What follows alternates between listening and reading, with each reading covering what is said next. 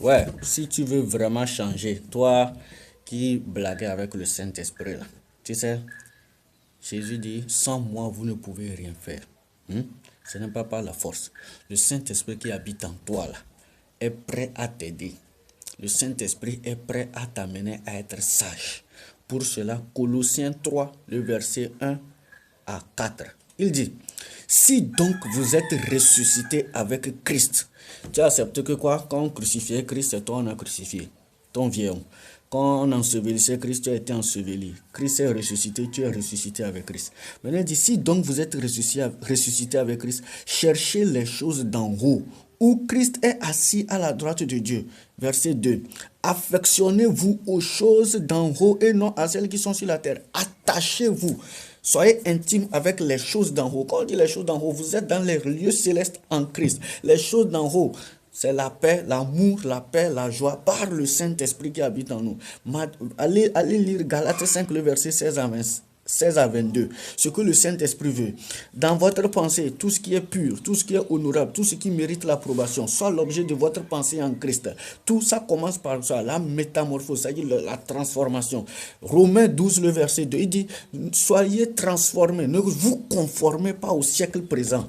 Le siècle présent qui vous amène, qui vous attire à pratiquer des choses qui ne glorifient pas Dieu là. Il dit ne vous conformez pas. Vous avez la capacité de ne pas vous conformer. La capacité vient de votre décision. Vous devez décider, dire que quoi?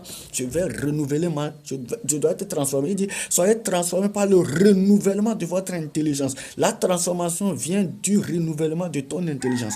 Comment renouveler mon intelligence? C'est remplir ma pensée avec la pensée de Christ. Prendre la parole.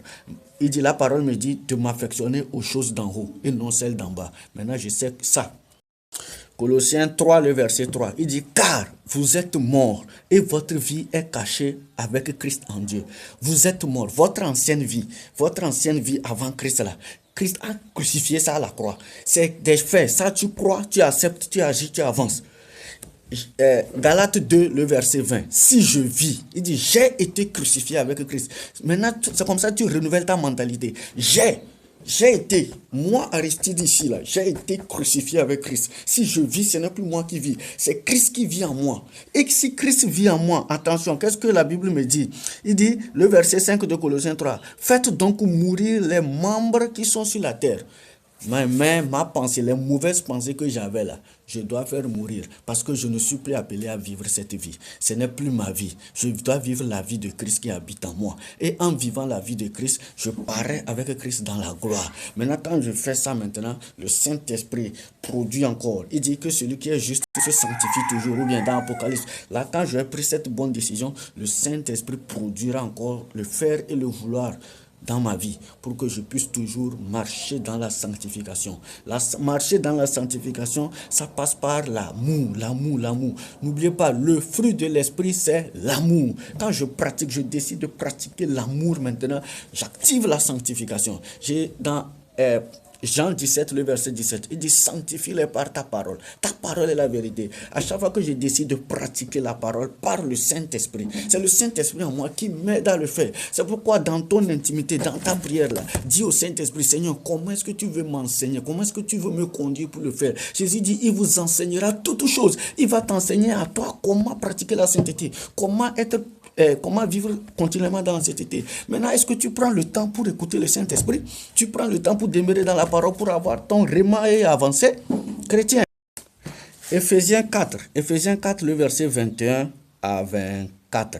Ephésiens 4, verset 21 à 24. Il dit, si du moins vous avez entendu, et si conformément à la vérité qui est en Jésus, c'est en lui que vous avez été instruits à vous dépouiller, eu égard à votre vie passée, du vieil homme qui se corrompt par les convoitises trompeuses plutôt, à être renouvelé, vous voyez encore le verbe renouveler, à être renouvelé dans l'esprit de votre intelligence et à revêtir l'homme nouveau créé selon Dieu dans une justice et une sainteté que produit quoi? La vérité. L'homme nouveau là, que Dieu a créé, c'est-à-dire le saint, l'homme nouveau, vous êtes né de nouveau en esprit. Et dans votre esprit régénéré, là, l'homme nouveau habite en vous. Maintenant, l'homme nouveau qui est en vous, là, qui est déjà en vous, là, doit maintenant occuper tout votre être. Et pour que l'homme nouveau règne dans votre vie, pour que Christ règne dans votre vie, là, pour que la vie de Christ se manifeste dans votre vie, là, il vous dit que quoi?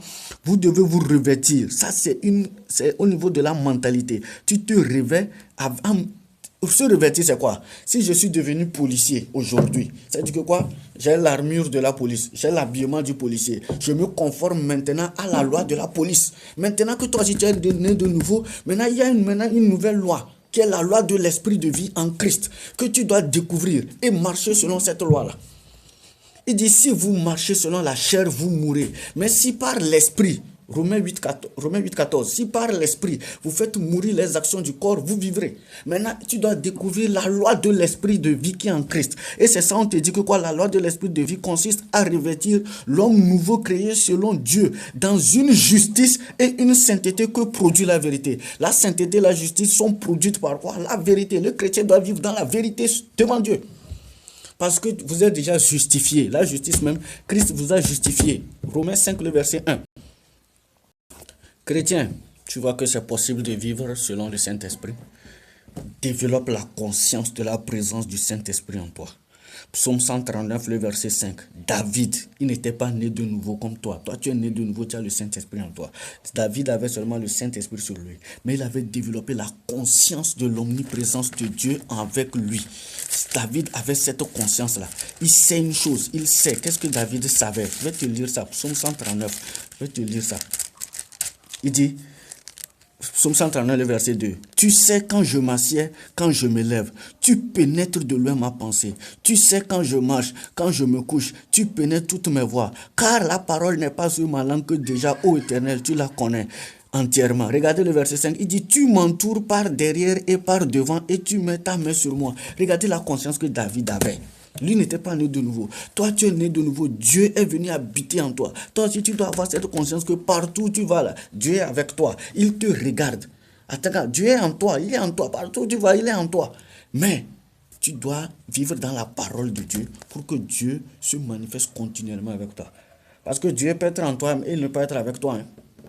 Dieu est en beaucoup de chrétiens, mais il n'est pas avec eux. Pour que Dieu soit avec toi, tu dois faire ce que Dieu demande de toi. Si tu ne fais pas ce que Dieu veut de toi, là, Dieu ne sera pas avec toi. Bien sûr que sa présence est avec toi. Nous sommes d'accord que Dieu est partout, non? Ou bien?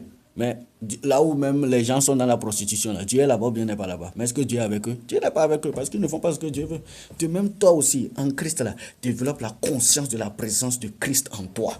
Maintenant, paye le prix de demeurer dans la parole. Je dis les épîtres pour savoir quelle est la volonté du Saint-Esprit.